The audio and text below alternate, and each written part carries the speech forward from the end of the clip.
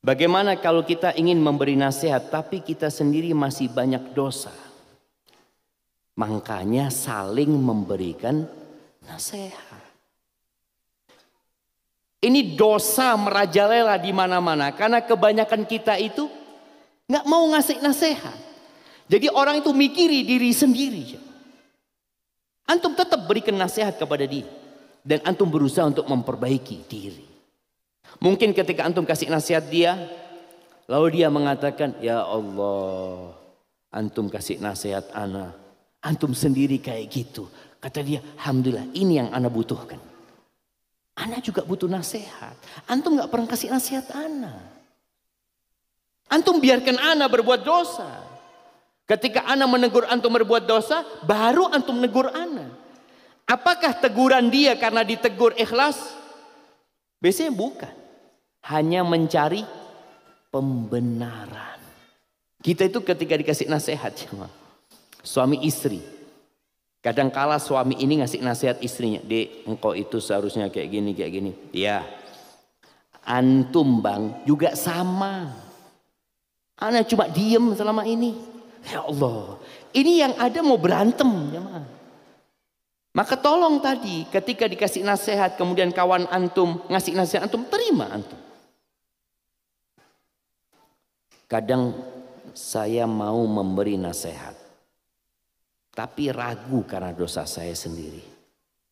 Takut dibilang urusin dosa dirimu dahulu. Enggak apa-apa.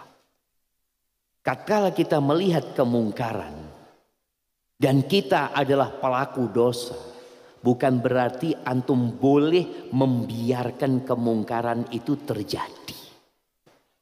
Antum akan ditanya, kenapa ketika antum melihat kemungkaran antum tidak tegur? Antum akan punya dua dosa. Antum sudah berbuat dosa dan membiarkan orang lain berbuat dosa. Seharusnya paling tidak antum mencegah. Boleh jadi orang itu dengan ditegur dia malu, jemaah. Kemudian dia jadi orang baik. Dan Allah memberikan balasan kepada antum, antum jadi orang baik. Ingat bagaimana Allah memberikan hidayah kepada seorang pelacur gara-gara ngasih minum anjing. Gimana antum menyelamatkan saudara antum dari api neraka? Tapi tadi ikhlas. Antum benar-benar ingin kebaikan seperti wanita tadi.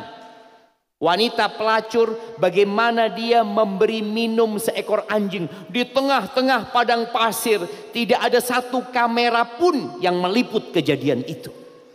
Tidak ada satupun manusia yang melihat kejadian itu. Hanya dia bersama anjing.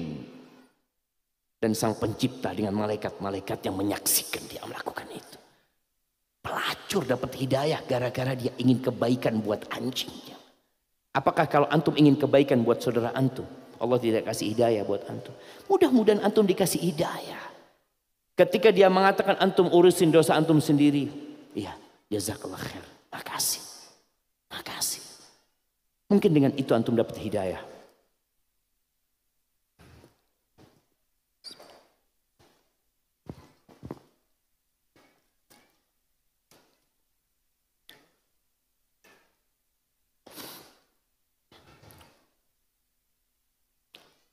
Bagaimana cara menumbuhkan cinta kepada saudara-saudara, teman, dan muslim yang baru kenal?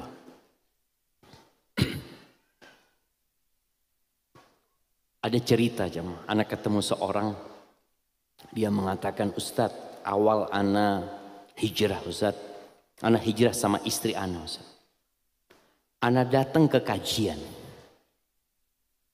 di Surabaya waktu itu.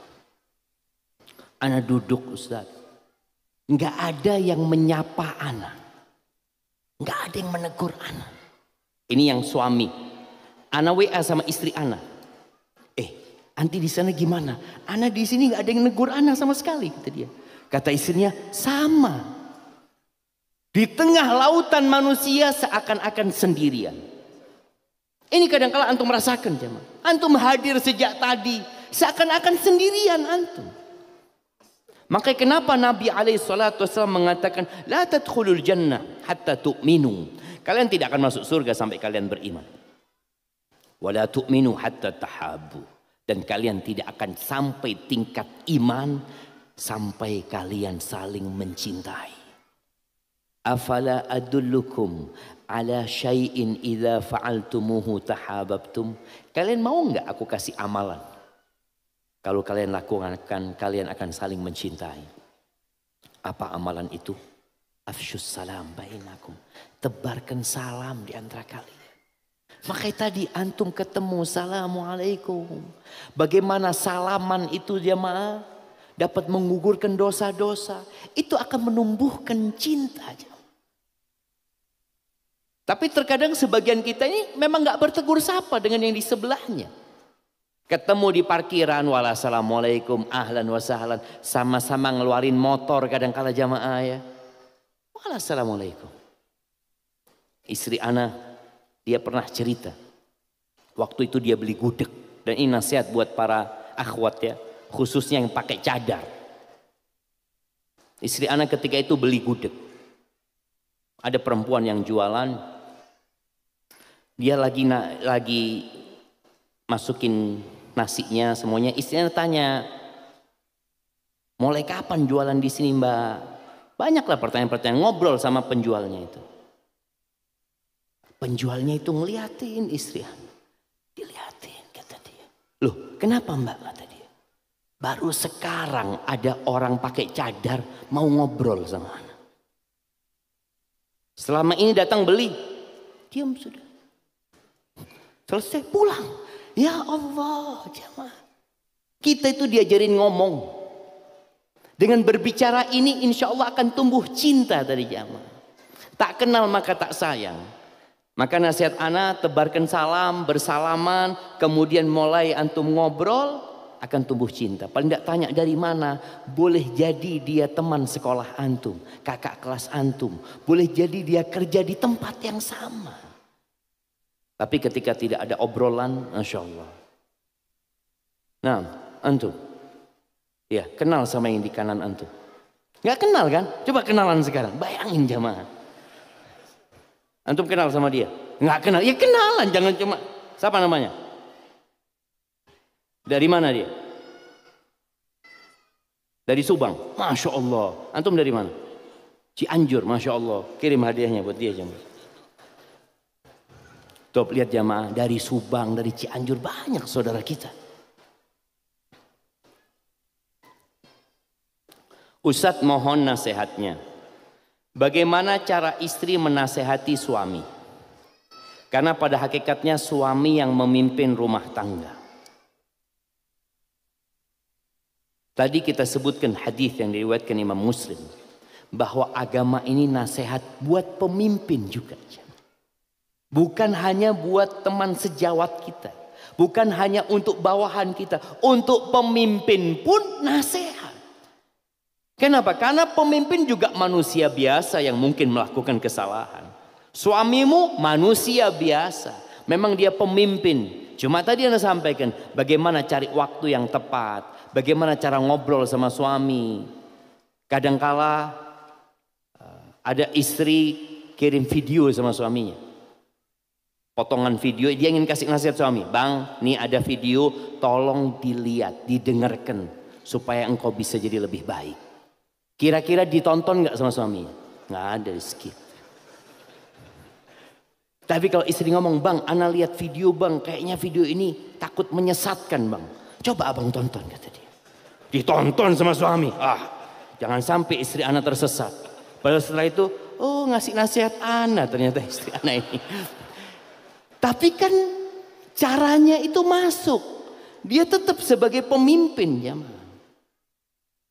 Memang beli buku, kadang-kala ada istri ingin ngasih nasihat suaminya lewat buku. Dia belikan buku, kemudian dia taruh di mana? Di sebelah tempat tidurnya ditulis, tolong dibaca buku ini. Aku ingin engkau dapat hidayah. Nggak dibaca. Tapi kalau katakan, bang aku beli buku ini bang, ya Allah aku kepingin bang ya. Abang kalau selesai baca aku dikasih tahu bang. Soalnya aku kepingin jadi lebih baik. Jadi seakan-akan yang minta nasihat siapa? Istrinya. Insya Allah dengan cara itu sambil didoakan suaminya. Suaminya kadang-kala ada yang suka main game. Sama istri ditinggal. Dia lagi main game, jangan ditinggal. Didampingin.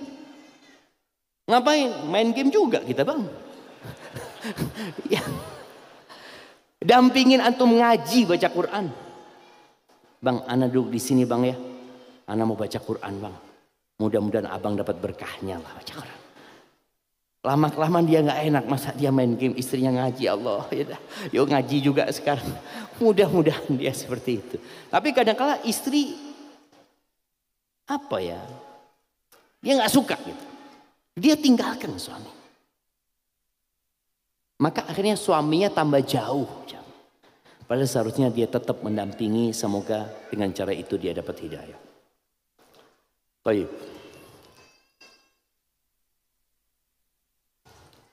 Afan bertanya, bagaimana cara melawan rasa takut ketika ingin menasehati seseorang?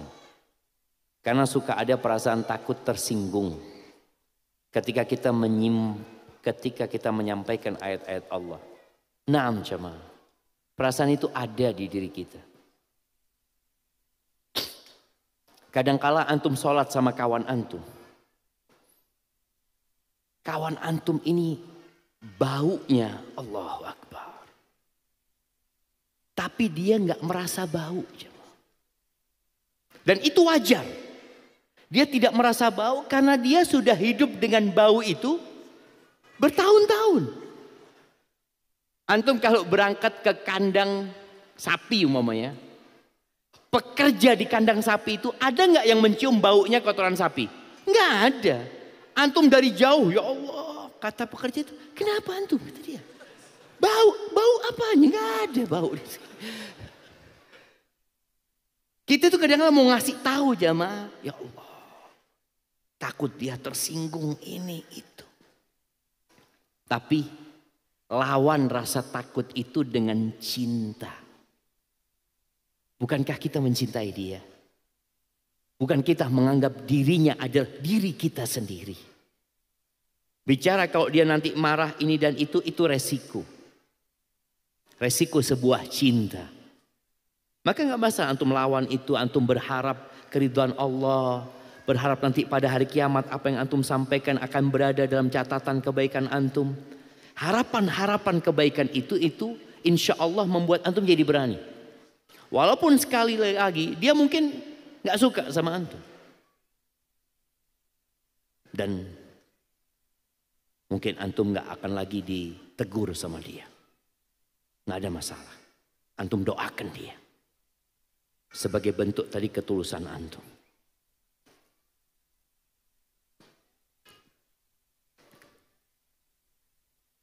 Assalamualaikum warahmatullahi wabarakatuh. Semoga Ustadz, keluarga, tim Tarbiyah Sunnah beserta jamaah di sini selalu diberikan rahmat dari Allah Azza wa Jalla. Amin. Afwan Ustadz ingin bertanya. Ana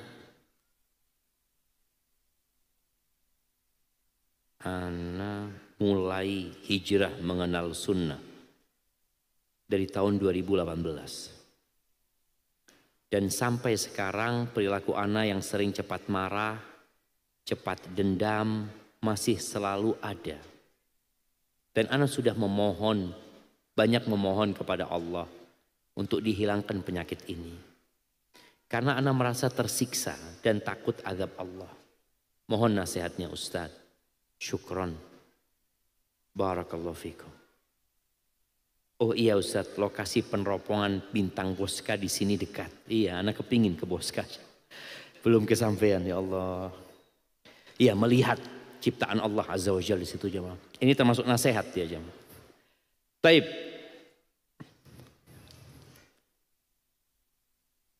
Apa yang dia ceritakan tentang dirinya itu sudah modal utama untuk memperbaiki diri. Antum ketika tahu motor antum itu nggak enak, maka ada pikiran untuk masukkan ke bengkel.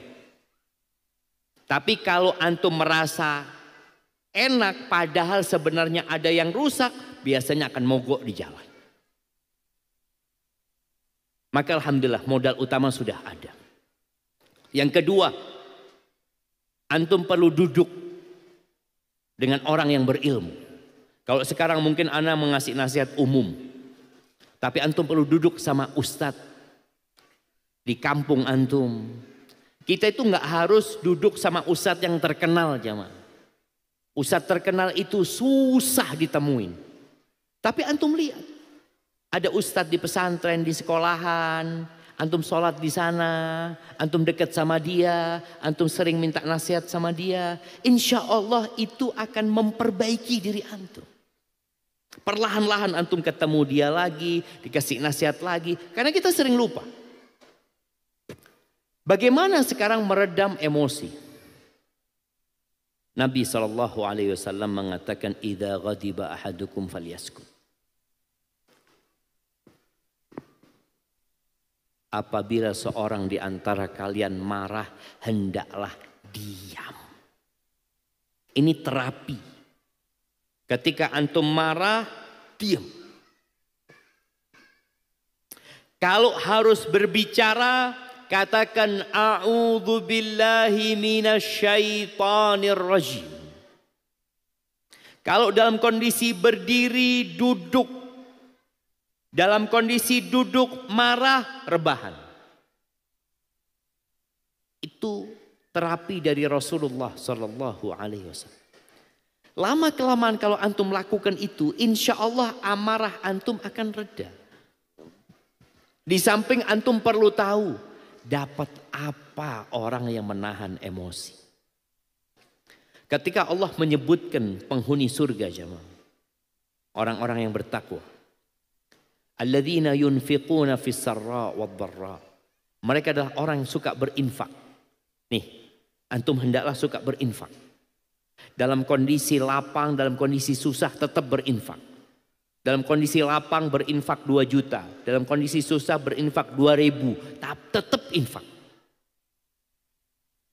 Kemudian wal kadhiminal ghaid. Mereka adalah orang-orang yang suka menahan emosinya.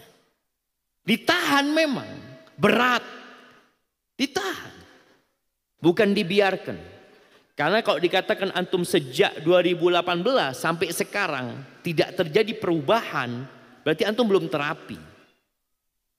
Orang itu yang nggak bisa jalan diterapi karena dia kecelakaan umpamanya, lama kelamaan diterapi bisa jalan. Dan insya Allah ketika antum terapi tadi ditahan emosinya dengan cara yang disebutkan Nabi Shallallahu Alaihi Wasallam, maka mudah-mudahan lama kelamaan antum bisa. Wal afina 'anin nas.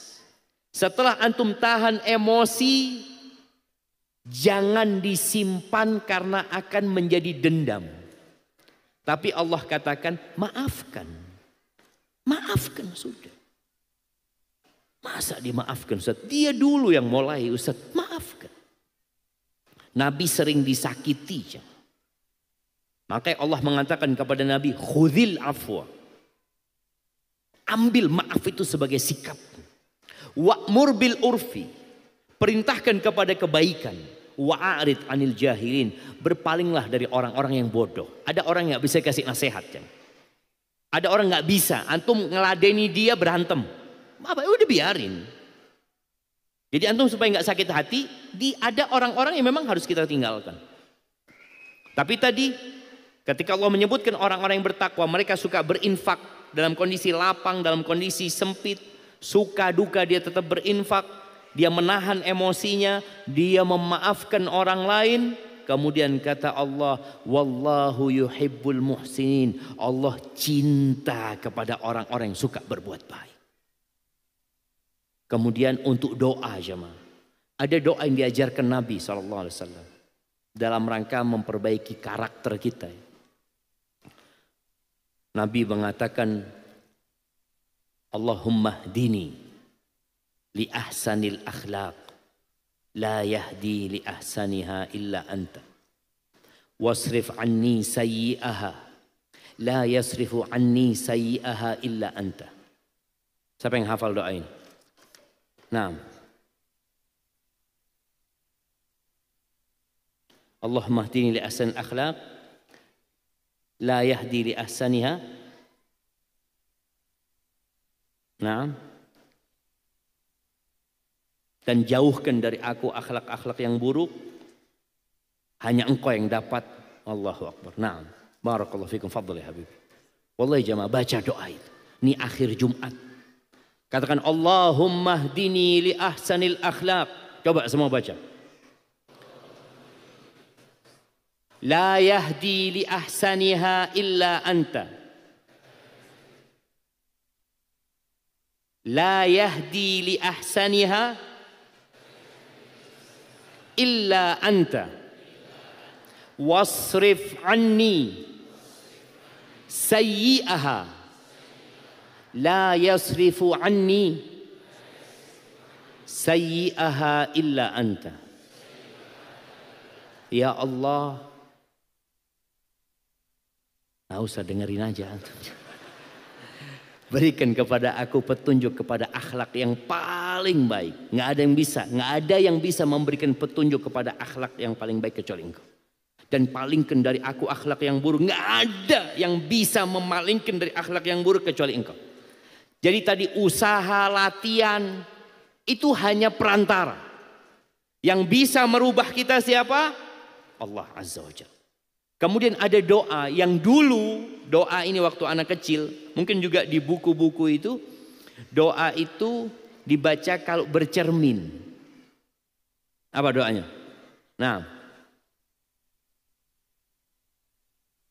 Allahumma hasanta khalqi fa ahsin khuluqi. Nah, kasihkan hadiah kepada beliau. Iya, Allahumma hasanta khalqi, ya Allah engkau indahkan rupaku, maka indahkan perilakuku. Tapi doa itu bukan hanya ngelihat cermin. Kalau antum tidak bercermin berarti antum nggak baca doa itu. Maka doa itu kapan aja antum baca. Minta sama Allah agar diperbaiki akhlaknya. Barakallahu fikum. Izin bertanya.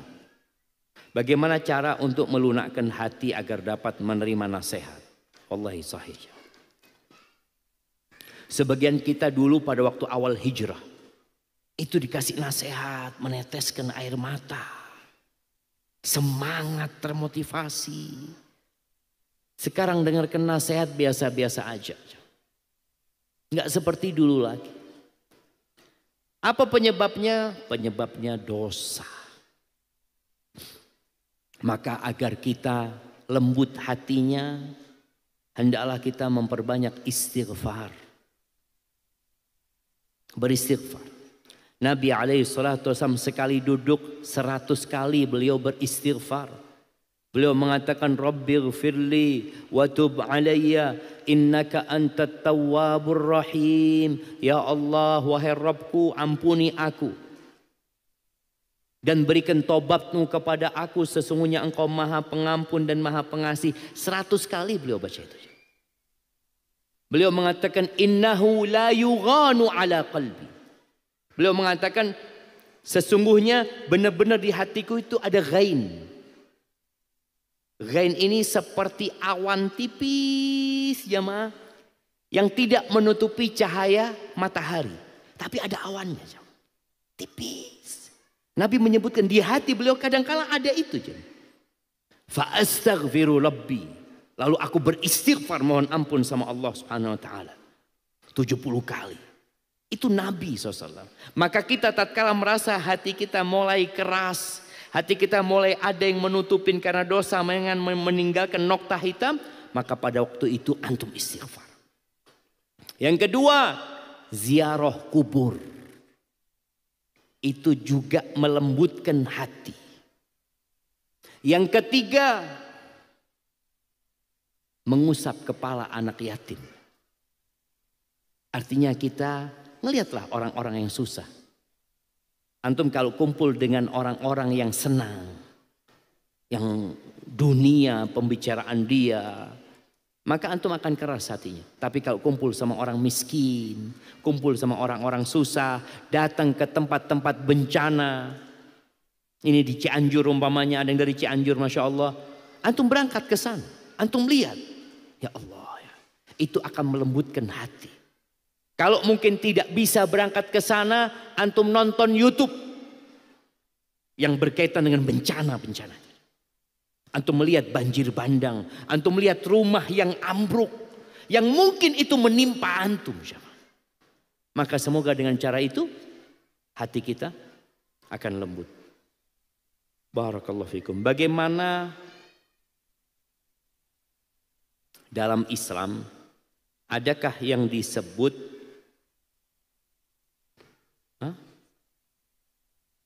bagaimana dalam Islam adakah yang disebut dengan salah memilih jodoh?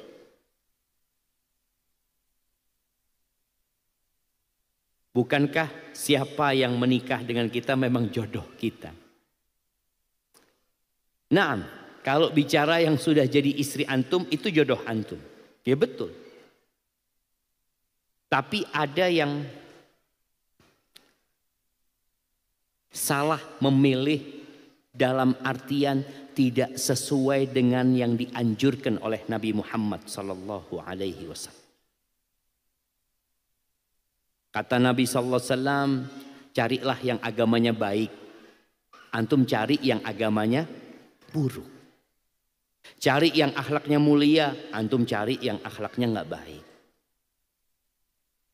Lihat kepada akhlak dan agama, antum melihat kepada harta dan penampilan. Itu yang disebut salahnya, itu salah antum dalam memilih. Tapi kalau sudah antum nikahin berarti dia jodohnya antum. Cuma antum akan dihisap pada hari kiamat. Artinya semua yang sudah terjadi itu takdir Allah Azza wa Jalla.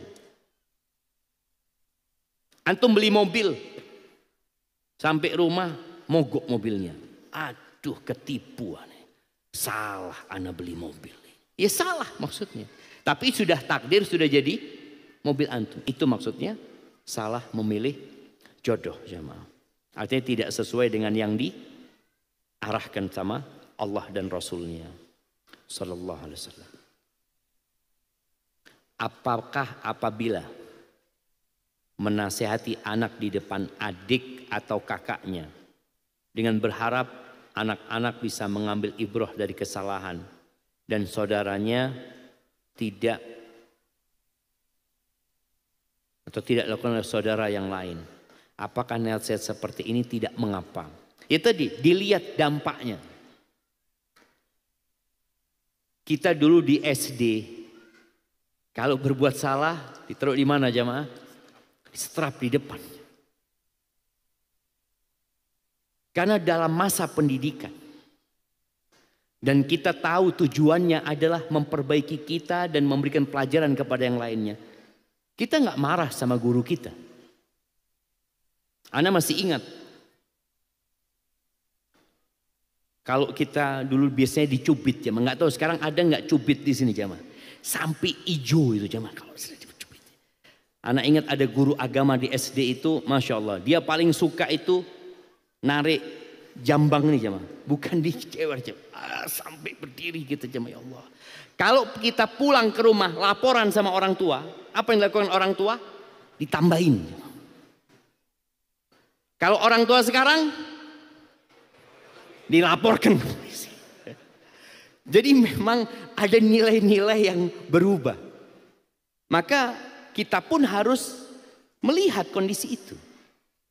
Kalau kita melakukan teguran di depan kawannya atau melakukan hukuman kepada dia yang akan berdampak buruk kepada dia, jangan dilakukan. Tapi kalau enggak. Dia jadi orang baik dan yang lainnya jadi orang baik. Tadi si kakak ditegur, yang ini nggak boleh ya. Umpamanya si kakak main api atau gimana sampai terbakar, dikumpulin deh, yang dilakukan kakaknya ini nggak benar. Bahaya. Betul kakak? Betul, iya. Dia tahu, sadar gitu. Untuk menyelamatkan adik-adiknya. Sehingga teguran itu cukup sekali. Yang lainnya nggak perlu ditegur. Jadi tolong diperhatikan, jangan sampai membuat anak itu merasa dilecehkan kemudian dia benci sama orang tuanya. Dia kadang berpikir, aduh ayahku ini pilih kasih, ibuku ini pilih kasih, adik-adik nggak pernah ditegur, aku aja yang ditegur. Hindarin yang seperti itu. Tapi seperti ini pertanyaan terakhir, masya Allah jemaah. Ustadz, qadarullah, ana punya banyak karyawan. Kenapa dia nggak mengatakan alhamdulillah, ana punya banyak karyawan? Karena semuanya itu dengan takdir Allah. Tapi qadarullah itu lebih disebutkan, yang Nabi anjurkan itu kalau kita kena musibah. Qadarullah Ustaz, ana ketemu antum. Musibah ini. Dia, akhirnya ana merasa, loh ini musibah ketemu anak antum. Jadi katakan alhamdulillah, ketika nikmat katakan alhamdulillah. Tidak ada dalam catatan Allah yang apa ya istilahnya? Bahasa Arabnya itu sudfah. Sudfah itu apa sudfah artinya jemaah? Ana minum dulu jemaah, bismillah. Alhamdulillah, kebetulan. Sudfah itu kebetulan. Semua dengan takdir Allah, nggak ada yang kebetulan. Tapi buat manusia banyak yang kebetulan. Buat kita. Maka ketika antum ngomong, ya Allah kebetulan anak ketemu sama antum ya, anak titipan nih. Maksud kebetulan dalam kamus manusia ini sesuatu yang tidak direncanakan. Itu maksudnya kebetulan. Bukan itu terjadi di luar takdir Allah. Semua terjadi dengan takdir Allah subhanahu wa ta'ala.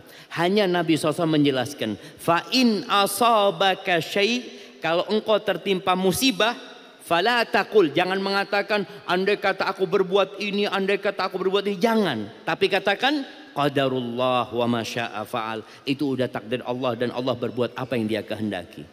Maka kadangkala sebagian orang menggunakan qadarullah ini sebagai pengganti kebetulan.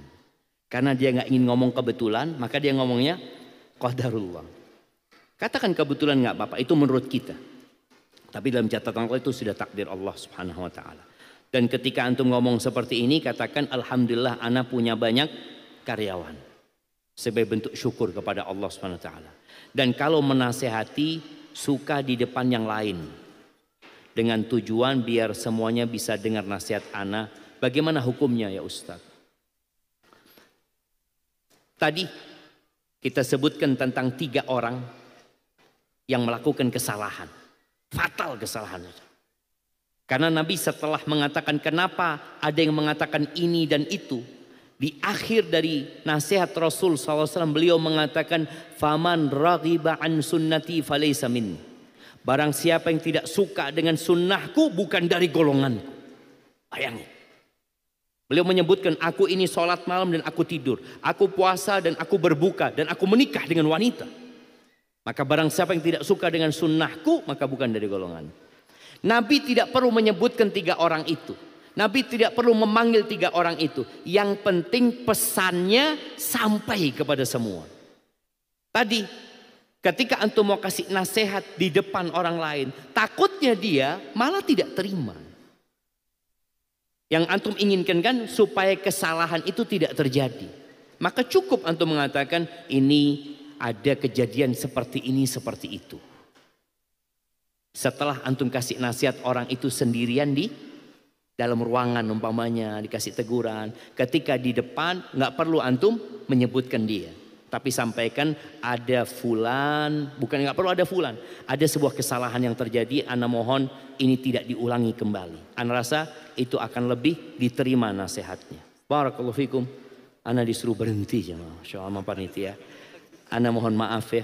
Yang pertama ana sekali lagi ucapkan jazakumullah khair kepada antum semua. Khususnya kepada Ustaz Abu Haidar hafizahullah ta'ala. Dan kepada panitia dari Tarbiyah Sunnah. Dan kepada Takmir atau DKM Masjid Ukhuwah ini ana juga ucapkan jazakumullah khair. Telah memberikan kesempatan kita untuk belajar di tempat ini. Ingat kita di akhir Jumat. Ada sebuah doa Nabi yang hampir Nabi selalu membacakan doa ini buat para sahabatnya. Beliau mengatakan Allahumma qsim lana min khasyatika ma tahulu bihi bainana wa baina ma'asik wa min ta'atika ma tuballighuna bihi jannatak ومن اليقين ما تهون به علينا مصائب الدنيا ومتئنا بأسماعنا وأبصارنا وقواتنا ما أحييتنا واجعله الوارث منا. اللهم اجعل ثأرنا على من ظلمنا وانصرنا على من عادانا ولا تجعل مصيبتنا في ديننا ولا تجعل الدنيا أكبر همنا ولا مبلغ علمنا ولا تسلط علينا من لا يرحمنا. ربنا آتنا في الدنيا حسنة وفي الآخرة حسنة وقنا عذاب النار. وسبحان ربك رب العزة عما يصفون وسلام على المرسلين والحمد لله رب العالمين.